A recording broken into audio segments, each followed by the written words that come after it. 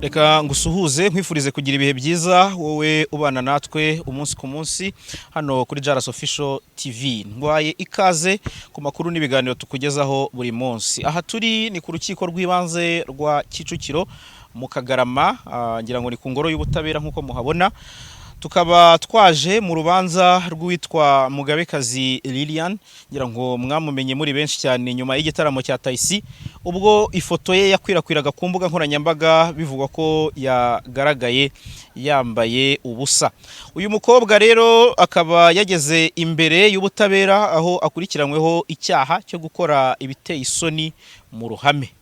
N'urubanza rwagombaga gutangira ku isaha y'isambiri cyangwa se ku isaha y'isatatu hakiri kare, ariko ruza gutinda nyuma yuko inshuti n'abavandimwe bo mu muryango we ba hafi be bari bifuje ko itangazamakuru ridakurikirana iby'uru rubanza, bityo birangira uyu mukobwa n'ubundi asa nk'utinze mu modoka ya RIB, ndetse yaje no kongera kumusubiza ahantu tutazi, dore ko yaje kuva kuri site cyangwa se ahangaha ku rukiko akaza kongera kugarurwa nyuma yaho. Akihagera mu gitondo yari yambaye ipantaro, ariko yagaruwe yambaye ibitenge. Ngira ngo muri kubona ama video cyangwa se amashusho ko agenda bigaragaza yanipfutse cyane mu maso kugira ngo atagaragara cyangwa se itangazamakuru itamufata amashusho cyangwa se amafoto. Ibyo rero ntibyabujije itangazamakuru gukora akazi karyo, ariko nanone ntibyanatubujije gukurikirana iby'uru rubanza. Urubanza bitunguranye rwaje kurangira rubereye mu muhezo. Ibi byo kuba rwabereye mu muhezo ntibikuyeho ko umushinjacyaha atagize icyo avuga, ahubwo ku isaha y'isa 6:25 umucamanza yahaye ikaze abitabiriye iburanisha, aravuga ati mwicare. Nibwo iburanisha ryari ritangiye, abaza uburanishwa cyangwa se uregwa niba yiteguye kuburana, avuga ko yiteguye, bityo iburanisha riratangira. Yahaye umwanya ubushinjacyaha kugira ngo buvuge cyangwa se bugire icyo buvuga ku cyo burega kuri uyu Mugabekazi Lilian uhakana ibyaha nkuko umushinja cyangwa se umucamanza yabivuze. Ubushinjacyaha nabwo bufata ijambo bugira byinshi busobanura. Bwahereye ku cyaha nyirizina, imiterere y'icyaha, aho cyakorewe, nkuko nari mbivuze, nkuko mwabibonye, kuba ifoto ye yaragiye ku mbuga nkoranyambaga, kuba yaragaragaye muri arena yambaye kuriya. Ibyo byose nibyo ubushinjacyaha bwashingiyeho. Ubushinjacyaha bwavuze ko bufite impamvu zikomeye zituma busabira uyu mukobwa gufungwa.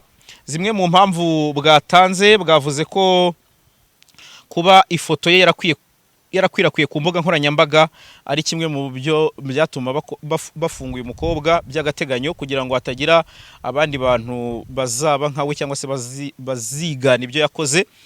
Kuba mu kiganiro yagiranye na ISIMBI TV we yaravuze ko yabikoze nk'uburenganzira bwe, akumva ko nta kosa yakoze, ndetse akavuga ko nta muco yishe.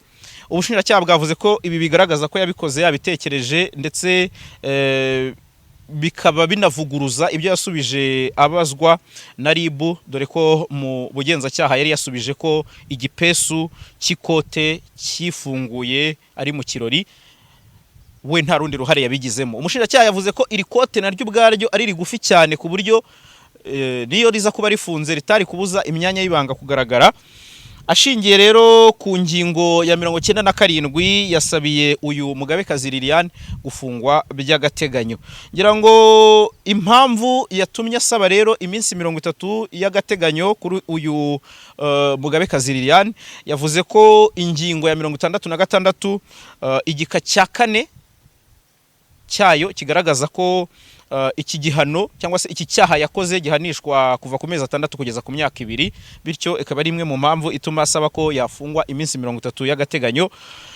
Kuba bifuza gukumira ko hari abandi yakwanduza, ndetse kuba hari ibyo yavugiye ku ISIMBI TV bigaragaza ko nta kwicuza, ibyo byose biri mu byatumye asaba ko uyu mukobwa yafungwa iminsi 30 y'agateganyo. Mugabekazi Lilian yavutse mu 1998, ngira ngo niyo myirondoro yatangajwe, niba ntibeshye ni mu kwa 10, yego nkuko byagiye bivugwa.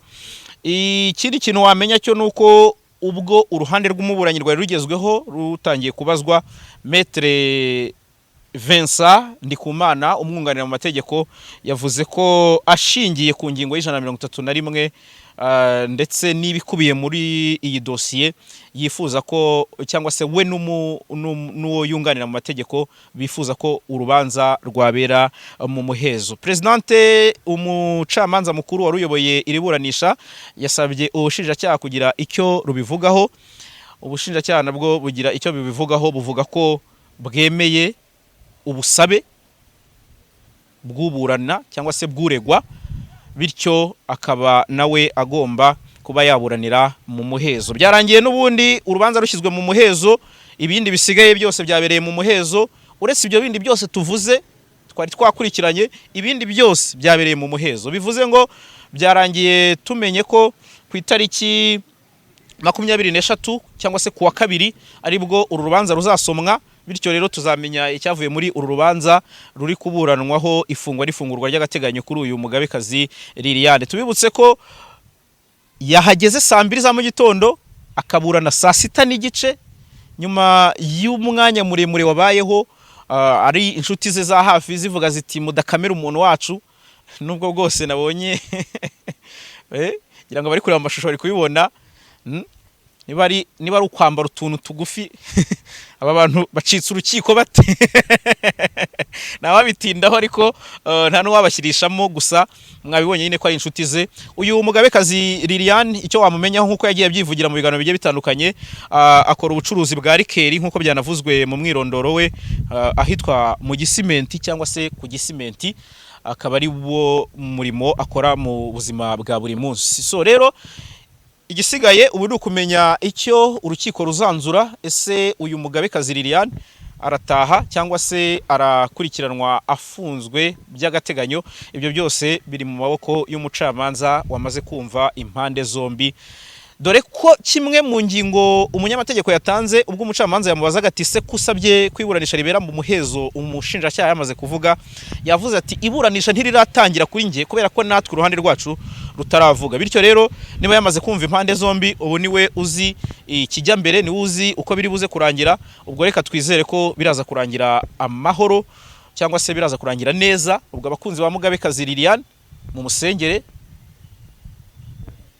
abanzi nabo ubwo ngubwo ibyo byose aho bari kwicinya icyara. Reka nsoreze aha ngaha, mbashimire abo twabanye mwese. Iyi ni JALAS Official TV, mwakoze cyane.